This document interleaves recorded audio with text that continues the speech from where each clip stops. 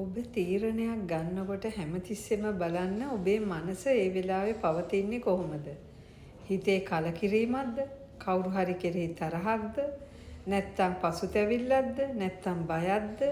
ඒ වගේ බලන්න ඒ වෙලාවේ ඔබේ මානසිකත්වය කොයි වගේද කියලා. ඔබට හිතෙනවා නම් ඔබ මානසිකව නිරවුල් නෑ යම්කිසි දෙයකින් පීඩාවක් එක්ක ඉන්නේ කියලා තීරණ ගන්න යන්න එපා. තීරණයක් ගත්තත් ඒ තීරණය එදාම ක්‍රියාත්මක කරන්න එපා. පහුවදා වෙනකන් ඉවසන්න.